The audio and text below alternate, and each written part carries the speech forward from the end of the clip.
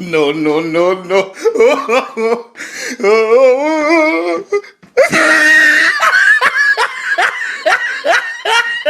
Alright, so I was wrong about them doing a Last of Us 2 remaster.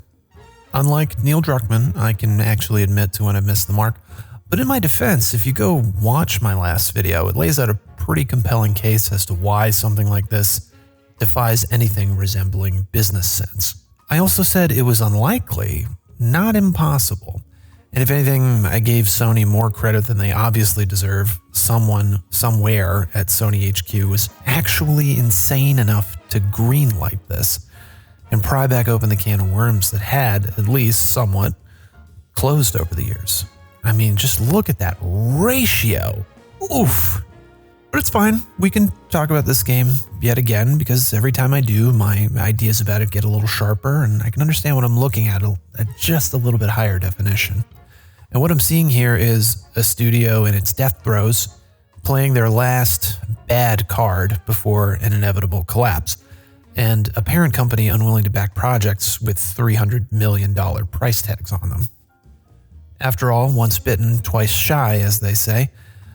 And as I've covered before, the financial failure of The Last of Us 2 sent shockwaves through the gaming world and changed the way Sony spends their money. Sony had a great run. Every exclusive was a hit. A second Last of Us was supposed to be like falling into a vat of money, Scrooge McDuck style. That, of course, didn't happen. With the money gone and revenue no longer coming in, Neil Druckmann's Naughty Dog isn't much more than an empire of dust. The death of Naughty Dog is really a tragedy for Sony because they were their reliable go-to studio for great exclusives. Until Part 2, they'd never had delivered a commercially unsuccessful game.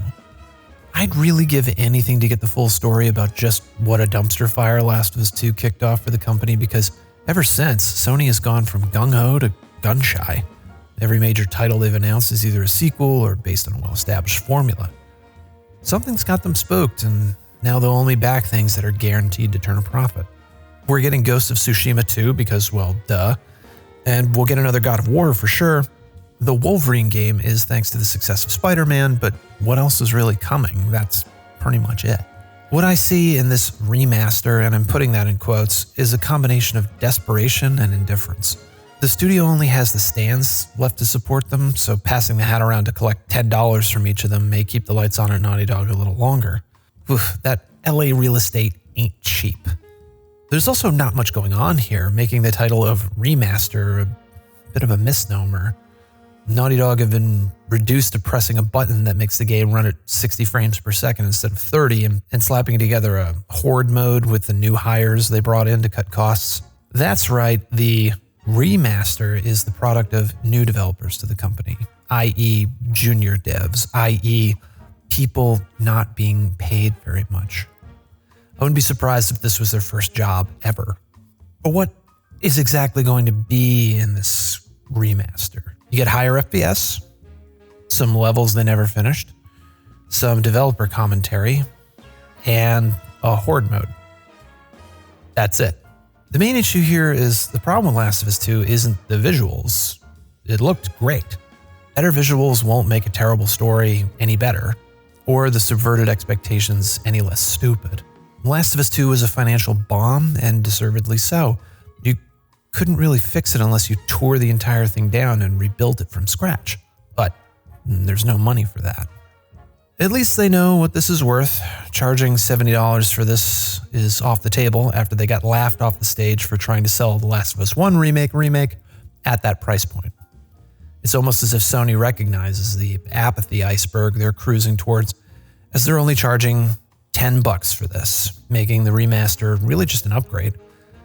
You know, I don't even think the word remaster really should apply here. It feels wrong somehow. It's not really possible to upgrade one of the worst games ever made. This is more of an upgrade in the sense of stepping up from stage 3 to stage 4 colon cancer. The odds anybody will go buy a copy and then get the upgrade are incredibly low. They're also doing some cringe collector's edition that's got some like stupid enamel pins in it or whatever, you know, so. The bargain bin copies you see at GameStop are destined for a landfill, as word has gotten around This isn't some controversial masterpiece. It's a certified stinker. And at a time when most people are taking out second mortgages so they can finance a Domino's pizza, anybody nabbing a $30 copy of Last of Us 2 is pretty unlikely. Not to mention the fact the game is already getting roasted for looking exactly the same as the PS4 version. Corporate needs you to find the differences between this picture and this picture. They're the same picture. And so, yeah, I was wrong about them doing it. I'll take the L. I thought they had a card or two left to play.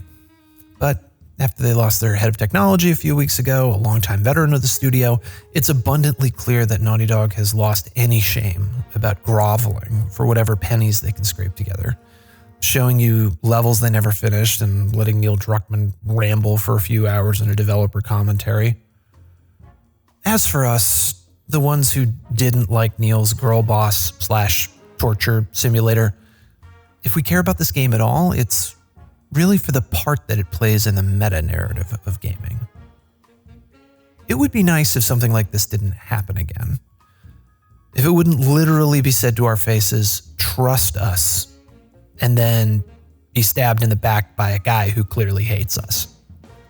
It'd be nice if the entertainment we look forward to escaping into, to get away from our bitter political divisions, wasn't deliberately packed with those same divisions, only with an obvious left-wing slant.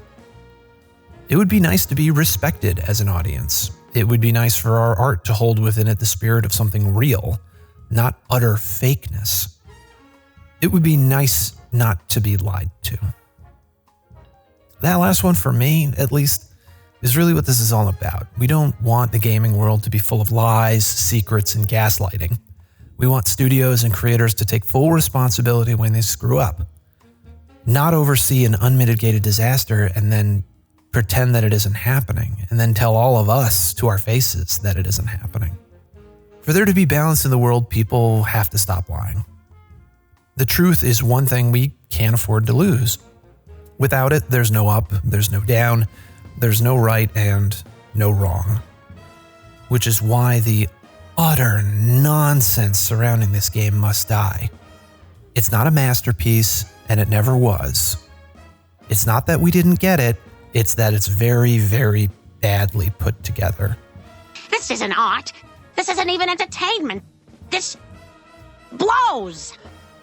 Our very nervous systems are geared towards divining truth.